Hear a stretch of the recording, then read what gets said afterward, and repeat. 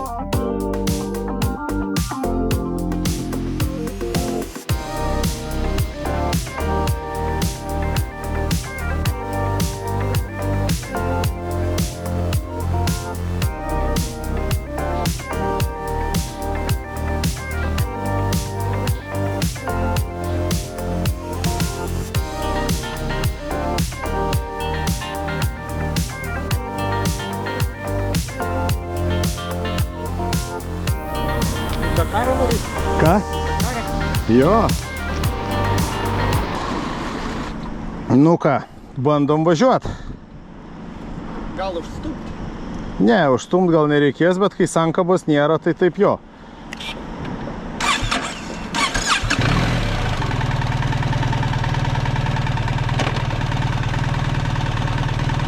Taip, pirmas bėgis. Nu ir automatas. Važiuojam.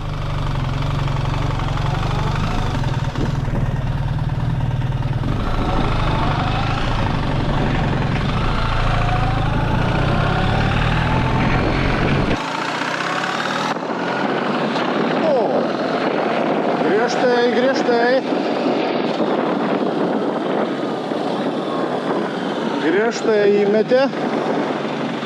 Taip, lėtai važiuojant kaip ir nieko.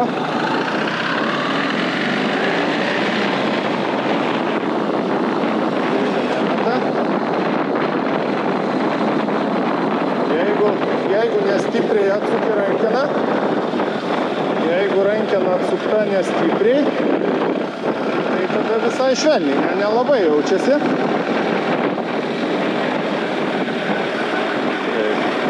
Stiklas reguliuojamas, stiklas reguliuojasi elektra. Tas yra gana patogu, bet šitą modelį pats stiklas yra labai mažas ir jisai nuo vėjo realiai neapsaugo. Dabar šiuo metu tiesiai pučia į veidą ir gana stipriai. Veidą pučia gana stipriai. Tai pažiūrėsim, kaip susimažins bėgį. Aha, susimažino. Šiaip gana švelniai, sakyčiau.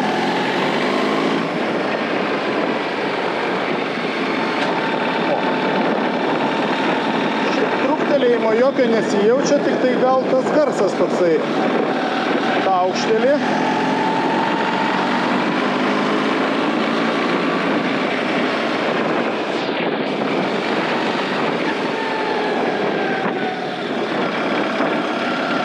Tas sėdėjimas, tik tai, nežinau,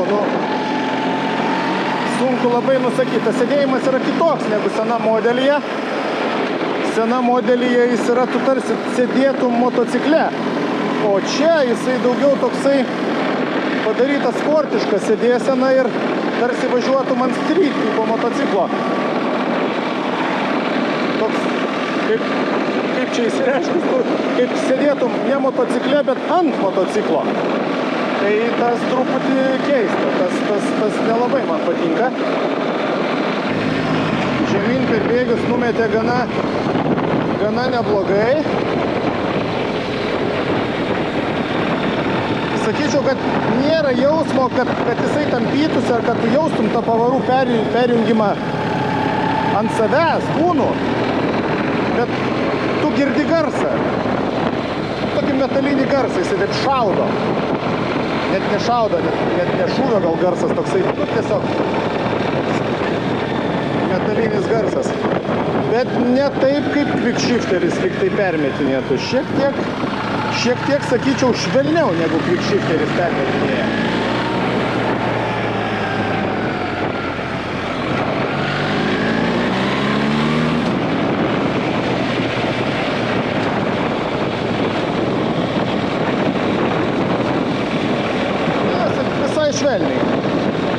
Visai švelniai, va, tik ant tos pavaros persimetė.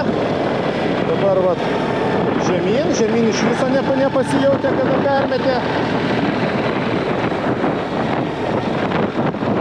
Tik tai garsas, visą laiką girdi tokį metalinį garsą. Plak, plak. Ne tiek jauti pavarų permetimus, kiek girdi garsą.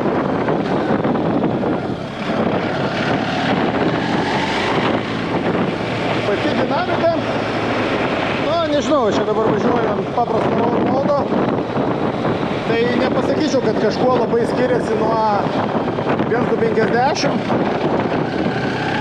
Labai iš tikrųjų panašiai, pabandysim gal užvažiuoti iš miesto, šiek tiek įsijungti sport režimą, gal tada pasijaus. Bet dabar, ta prasme, kažkokios dinamikos didelės nesijaučia. Šiaip motociklas nesijaučia sunkus, jis jaučiasi gana lengvai, valdosi gerai. Bet, Adventure moduliui čia yra va ta Option 719. Čia aišku skonio reikalas, bet, iš čia visokių turi visokių tuningo detalių daug. Bet nemanau, kad to reikia Adventure tipo motociklui. Čia gal daugiau chopperiui tie visi custom detalės ir tuningai. Bet, aišku, čia priklauso nuo žmogaus, ir kaip sakau, čia yra skonio reikalas. Tam, ko reikia.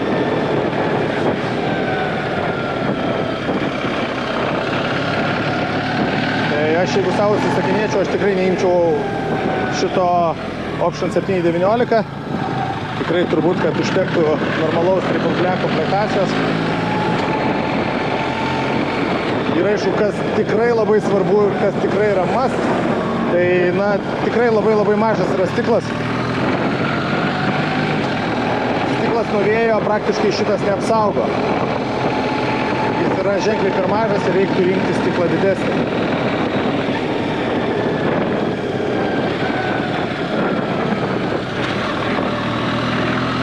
Dabar permetimas toks šiek tiek grįžtesnis buvo. Jis labai priklauso nuo to, koks yra tuo metu greitis. Jis prie tam tikro greičio ir prie tam tikrų kombinacijų vis, jausmas yra vis kitoks. Vienu atveju jisai permeta, tu tarsi net nejaustum, kaip jisai permeta. O bet kitu atveju jisai tą daro gana juntamai. Ir garsas didesnis, ir pojūtis yra didesnis.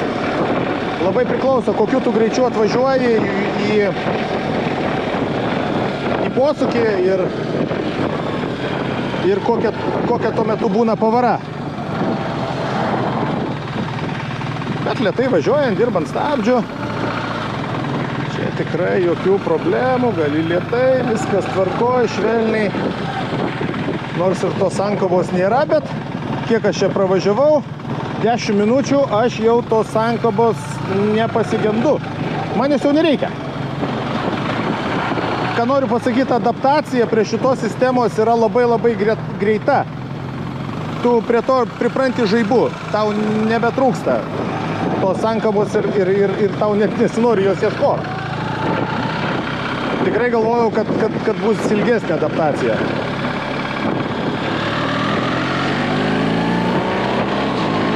O dabar čia gana stipriai trūktelėjo.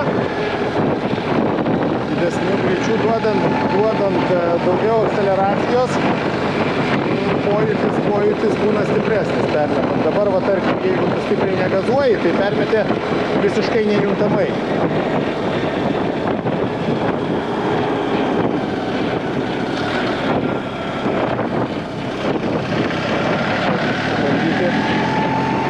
Pabandyti patestuoti autopilotą, kuris turi stabdymo funkciją. Na, prisikabinam. Ir žiūrim, kaip veikia. Ar seka? Taip. Akceleratoriaus aš nenaudoju. Pats gazuoja. Pats permetinėja pavaras. Kai automobilis stabdo, jisai irgi pats stabdo. Stabdo ir stabdo. Stabdo švelniai. Tikrai jokio diskomforto dėl stabdymo nėra. Stabdo labai švelniai.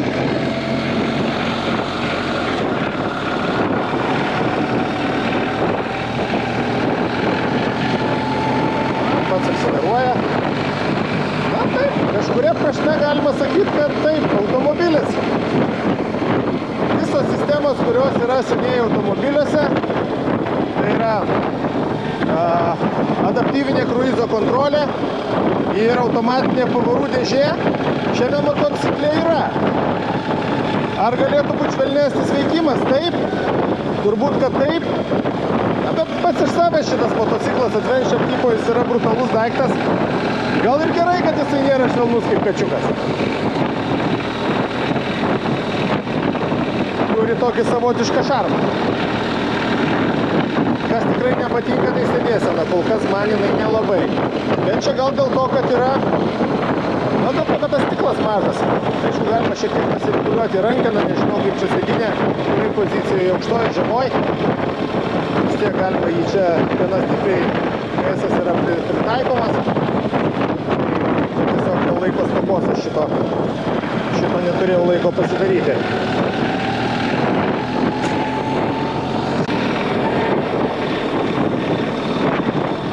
Nežinau kodėl, bet šitam testiniam modelyje, net nežinau, galbūt dėl to, kad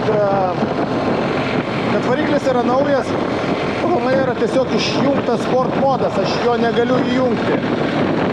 Tai tos dinamikos nėra kaip patestuoti, aišku, greičiausiai suprantama, nes tai yra motociklas naujas ir greičiausiai BMW atstovai saugo variklį. Kol yra nepadaryta taip vadinama apkatkė. Tai tiesiog sport modė jo nėra. Road, Enduro, Eco, Rain ir Road. Nei Dynamic, nei Sport nėra. Tai kaip ir dinamikos patestuoti negalėsim. Dabar pabandysime patestuoti, perimti į rankinį režimą. Tai viskas dabar valdoma pavaras junginėjimas kojelę. Mažinam. Kojelė veikia labai lengvai, tarsi jinai atrodo, kad būtų atkabinta nuo pavarų dėžės. Nereikia jokių pastangų perimti. Tas vaizdas, kad tiesiog vietoj mygtukų yra palikta kojelė.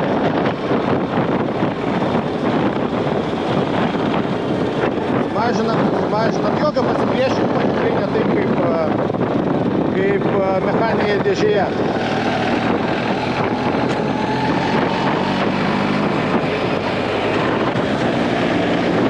Na, variklis išties dirba puikiai. Išmestyje trauka tikrai jaučiasi ženkliai geresnė. Na, ne tai, kad ženkliai, bet motociklas ir variklis yra gyvesnis. Ir tas yra juntama.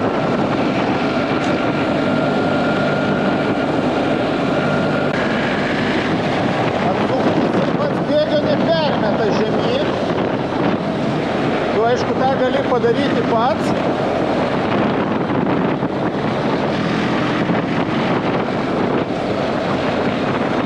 Bet jisai, ta prasme, kickbacką daro labai vangiai.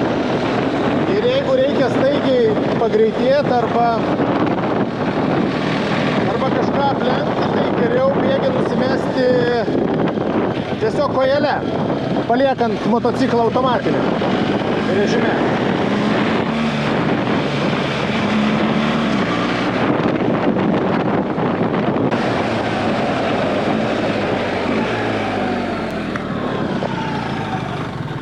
Nusimeta gana greitai,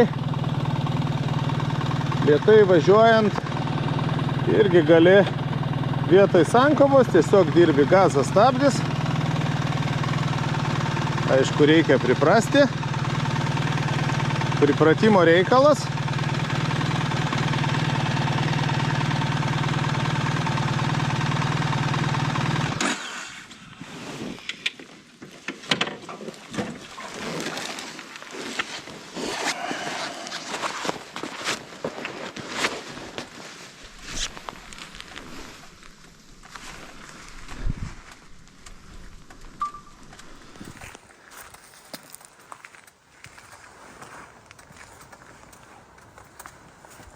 Kas liečia dizainą, tai aišku, vėlgi skonio reikalas, bet man jisai toksai patinka. Jis toks futuristinis, kad ir kaip čia vadina raganosių begemotų, bet man tas bakas naujoviškas dizainas tikrai patinka.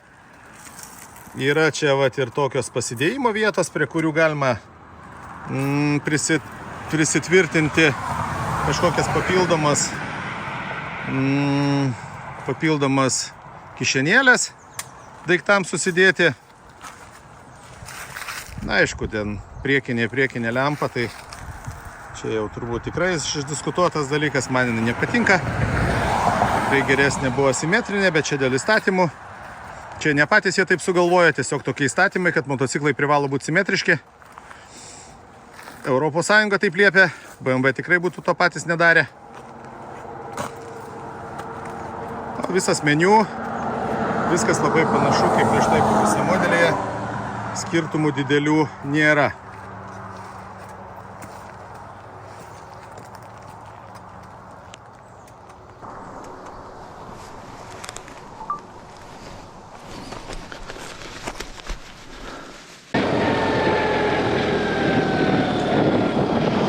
Aišku, visa ta sistema yra aktuali principė važinėjant mieste. Arba kaip kelionėse pasitaiko, kad įvažiuoji į miestą, kur pilna troleibusų, tramvajų, bėgių, automobilių, kur eismas vyksta labai intensyvus, tai, na tikrai, tokia sistema yra labai gera. Ir tikrai labai patogu. Bet šiaip važiuojant lygių kelių, kruizinių maršrutų ar greitkeliais, tai principe jos tikrai būtinybės nėra. Ir jos privalumų kaip ir ten irgi nelabai gausiai. Bet va, važiuojant mieste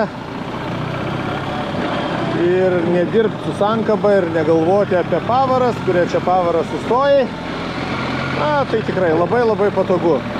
Ir mieste, jeigu akceleratorium dirbi tolygiai, pavaros mėtos iš tikrųjų labai švelniai.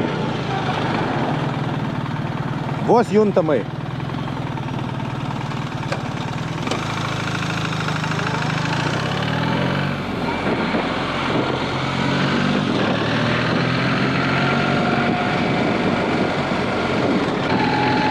Gal tik tai variklio garsas toksai, šiek tiek toksai, kažkiek kitoks.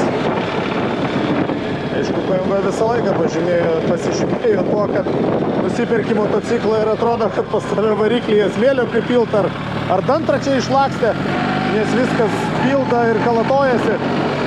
Tai čia panašiai, aišku, garsas kažkiek kitoks negu 1250, bet jis yra tas metalinis toksai BMW specifinis garsas, kur naujokas nusipirkęs motociklą gali pagalvoti, kad su juo ne viskas gerai. Beje, per šį garsą mes su Tomu susipažinom.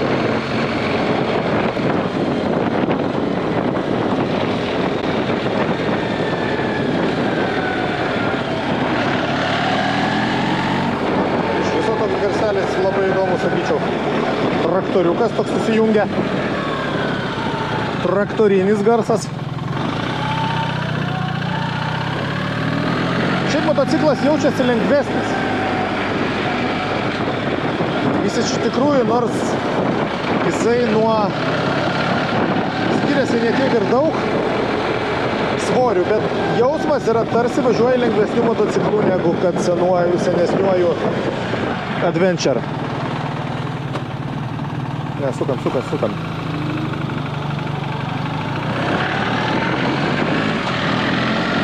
Posūkyje, kaip jisai taip trukteli, tai gal ne taip smagu. Priprantama. Meniu pats valdymas šiek tiek skiriasi.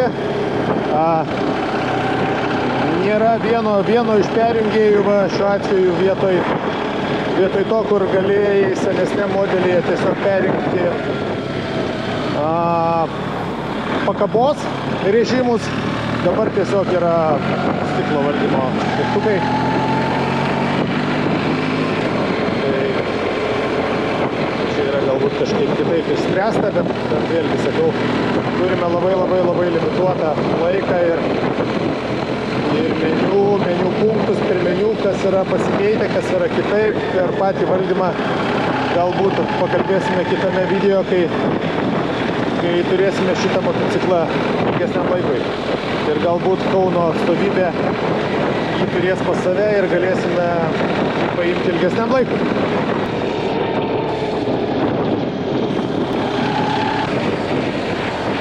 Čia yra kitaip, jeigu perjungi ant rankinio režimo, čia yra kitaip negu su quickshifteriu.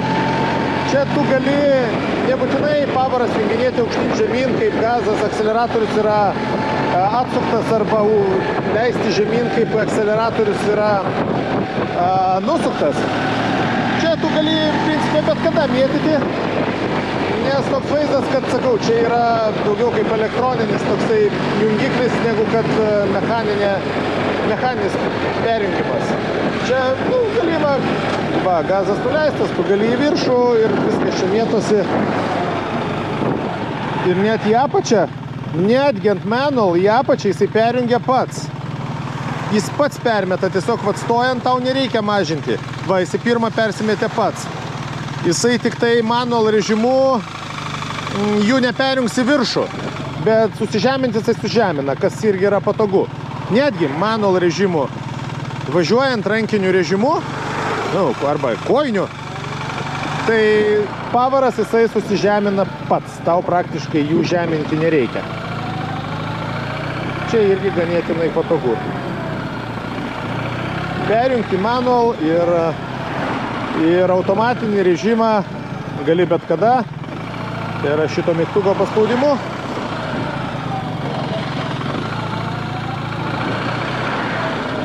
Ir va taip mieste važiuojant, kamščiuose, iš tikrųjų nepaprastai patogu. Stabdis gazas, lengvai priprantama, jokio noro jau nėra minkyti sankabos.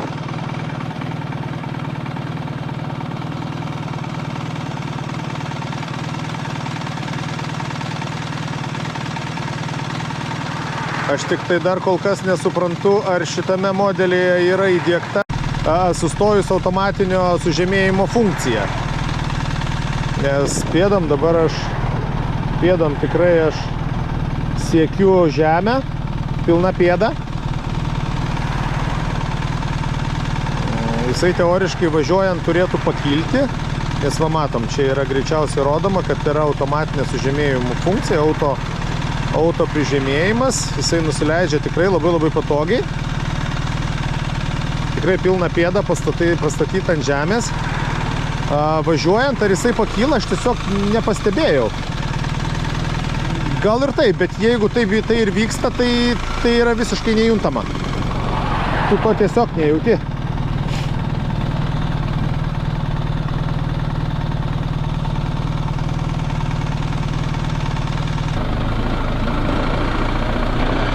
Na ir be abejo, garsas, tikrai variklio garsas yra šiek tiek kitoks.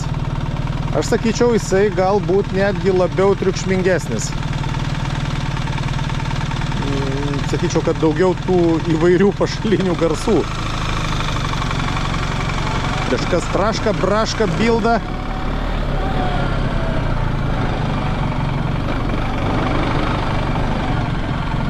lėtai važiuoti. Visiškai švelniai, tolygiai, nors važiuoji va ir lėtai. Nėra jokių trūkčiojimų.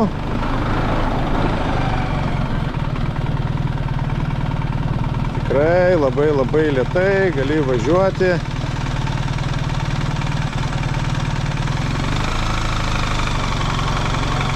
Reikia tik tai neužsimiršti ir į galą. Kažkam tai neįvažiuoti būtų gerai visai.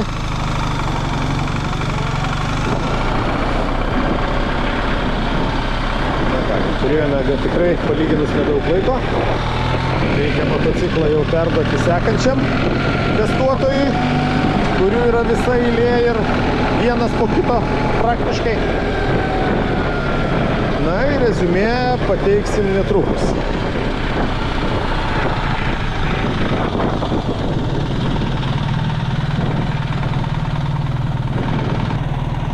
Bet va, ant bėgio gali pirmin atgal. Tiesiog motociklui sustojus, toks vaizdas, kad sankaba yra įminta. Nieko nereikia daryti. Gali va tiesiog įjudinti. Pirmin atgal. Nors jis kažkodėl tai rodo antrą pavarą. Sustojus. Matyt, gal permestų važiuojant.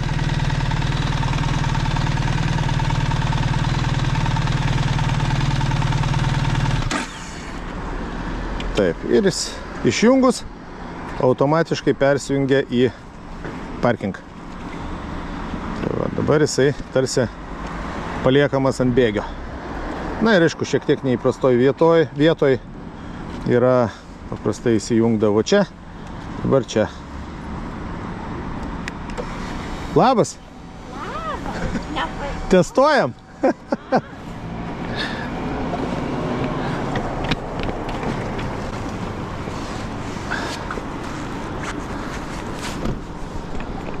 Taigi, testinio važiavimo išvados. Kas iš tikrųjų patiko bendrai, tai aišku, greičių dėžė automatinė, kaip ir minėjau, tikrai nėra labai švelni, bet ir pats motociklas yra vis tiek turistas enduro, tai man bendrai ir tikrai patiko, pats tas jausmas ir vairavimas, ypač mieste. Autopilotas ir adaptyvinė greičio kontrolė tikrai veikia švelniai ir labai gerai, kas irgi ypač ilgose kelionėse tai yra didelis privalumas. Kas dar iš tikrųjų maloniai nustebino, tai motociklas jaučiasi labai lengvas, nepaprastai lengvas. Ir tai turbūt dėl to, kad yra ženkliai nuleistas dėl greičių dėžės pozicijos, yra nuleistas svorio centras žemai. Ir Adventure modelis iš tikrųjų jaučiasi ženkliai lengvesnis negu mano dabar turimas paprastas GS-as. Tai čia yra tikrai nemažas pliusas. Kas galbūt šiek tiek nepatiko, bet galbūt, sakau, čia dėl to, kad nebuvo pakankamai laiko susireguliuoti, tai sėdėsena, jinai yra šiek tiek per aukšta ir šiek tiek per sportiška. Tai jaučiasi truputėlį įtemptos rankos ir sėdėti, tarkim, mano modelyje yra ženkliai patogiau. Tai bendrai galiu pasakyti, BMW, geras darbas. Užskaitau.